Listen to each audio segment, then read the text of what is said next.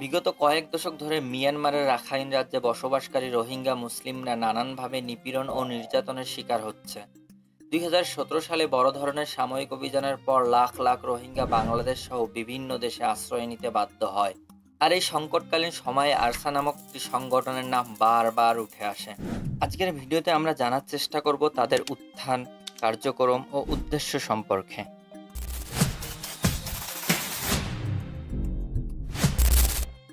6,76,578 বর্গ কিলোমিটারের এই দেশটিতে বসবাস প্রায় 140টি জাতিগোষ্ঠীর। তেমনই এক মুসলিম জাতিগোষ্ঠীর নাম রোহিঙ্গা, যা মিয়ানমারের নবম বৃহত্তম জাতিগোষ্ঠী। আমরা অনেকে মনে করি রোহিঙ্গা মুসলিমরা কেবল 7 কিংবা 10 লাখ, কিন্তু আমরা অনেকে জানি না আরাকানে রোহিঙ্গাদের মোট জনসংখ্যা প্রায় 50 লাখ। 70 বছরের বেশি সময় ধরে চলা দমন পীড়নে বাকিরা বিভিন্ন দেশে ছড়িয়ে ছিটিয়ে আছে। সৌদি আরব, মালয়েশিয়া, পাকিস্তান, ইন্ডিয়া সহ অনেক দেশে লাখ লাখ রোহিঙ্গা আছে। 1948 সালে মিয়ানমার স্বাধীন হলে রোহিঙ্গারা নাগরিকত্ব পায়। 1962 সালে সেনাশাসক ক্ষমতায় এসে মুসলিমদের বিরুদ্ধে কঠোর নীতি গ্রহণ করে। 1982 সালে তাদের নাগরিকত্ব বাতিল করা হয়, ফলে তারা রাষ্ট্রহীন হয়ে পড়ে। শুরু হয় বড় মাত্রায় দমন-পীড়ন। 1978 সালে শুরু হওয়া ড্রাগন কিং অপারেশনের পর থেকে আজ অবধি এই দমন-পীড়নের যাত্রা চলমান। রাখাইন রাজ্যে বসবাস করা এই জাতিগোষ্ঠীটি একসময় নির্যাতনের বিরুদ্ধে সোচ্চার হতে থাকে। এরই ধারাবাহিকতায় 2013 সালে আরসার জন্ম হয়, যার মূল প্রতিষ্ঠাতা আতাউল্লাহ আবু আমর জনুনি। এই সংগঠনের দাবি, তাদের মূল উদ্দেশ্য হলো রোহিঙ্গাদের রক্ষা করা এবং আরাকানকে রোহিঙ্গাদের জন্য একটি স্বাধীন ও নিরাপদ রাষ্ট্রে পরিণত করা। আলহামদুলিল্লাহি রাব্বিল আলামিন ওয়াসসালাতু ওয়াসসালামু আলা Ashrafil আনবিয়া।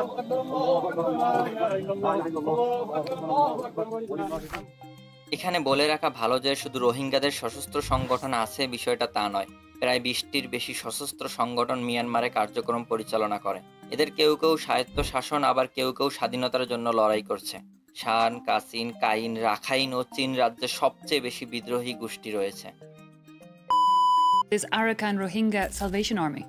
Arakan Rohingya Salvation Army 2016 সালে আরসা প্রথমবারের মতো আন্তর্জাতিক সংবাদ মাধ্যমের নজরে আসে।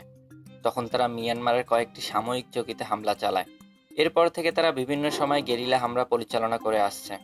সর্বশেষ মিয়ানমার সেনাবাহিনী রাখাইন রাজ্যে পরাজিত হলে রাখাইন আর্মির সাথে তাদের কয়েক দফা সংঘর্ষ বাধে। আরসা তাদের সামাজিক যোগাযোগ মাধ্যমে এই সংঘর্ষের ভিডিও আপলোড করেছে বিজয়ীদের বেশে।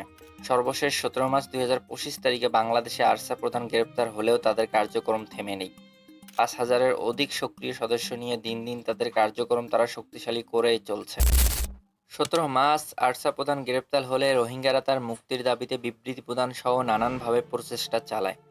এ থেকে খুব সহজেই অনুমান করা যায় রোহিঙ্গাদের মাঝে আরসার কতটুকু প্রভাব বিদ্যমান। তবে মহিবুল্লাহ হত্যাকাণ্ড ও মাদক চোরাচালানের দোষ অনেকেই আরসাকে দিয়ে থাকে, যার ফলে কিছু রোহিঙ্গা আরসাকে সন্ত্রাসী সংগঠন হিসেবে বিবেচনা করে।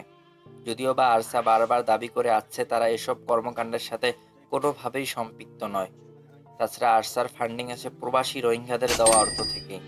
তাই অনুমান করা যায় আরসার রোহিঙ্গাদের মাঝে বিস্তর প্রভাব বিদ্যমান।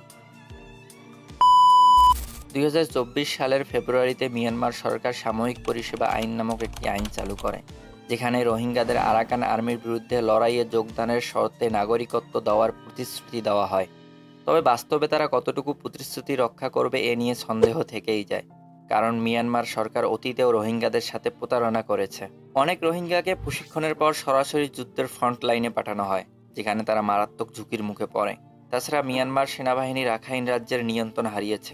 আরাকান আর্মির কাছে পরাজিত হয়ে তারা এখন যুদ্ধের ময়দানে ব্যাকফুটে। আর এই সুযোগকে কাজে লাগিয়ে বর্তমানে আরাকান আর্মির উপর হামলার মাত্রা বাড়িয়েছে আরসা। মিয়ানমারের দীর্ঘকালীন নিপীড়ন, নির্যাতন এবং রাষ্ট্রহীনতা থেকে মুক্তি পেতে রোহিঙ্গাদের সামনে সশস্ত্র প্রতিরোধই একমাত্র পথ বলে মনে হচ্ছে। ইতিহাসে অনেক জাতি রয়েছে তারা নিজের স্বাধীনতা এবং মৌলিক অধিকার আদায়ের জন্য অস্ত্র হাতে তুলে নিয়েছে, লড়াই করেছে জীবনের শেষ রক্তবিন্দু পর্যন্ত। কিন্তু প্রশ্ন হচ্ছে মিয়ানমারের শক্তিশালী সেনাবাহিনীর সামনে আরসা কতদিন টিকতে পারবে? তাই শুধুমাত্র সাময়িক প্রতিরোধের মাধ্যমে নয়, বরং আরও সুসংগঠিত আন্তর্জাতিক কূটনৈতিক চাপ, মানবাধিকার আন্দোলন এবং আন্তর্জাতিক সম্প্রদায়ের সমর্থন অর্জনের চেষ্টা করা প্রয়োজন। আমি মূলত ভিডিওকে নিরপেক্ষ অবস্থান থেকে মেক করার চেষ্টা করেছি। জানি না কতটুকু কভার করতে পেরেছি। আমার মতামতের সাথে আপনার মতামতের অমিল থাকতেই পারে, এটা খুব স্বাভাবিক বিষয়। তবে আমি অনুরোধ করব কমেন্ট বক্সে আপনার সেই মতামত জানানোর জন্য। তো আজকে এই পর্যন্তই। Good bye until the next upload.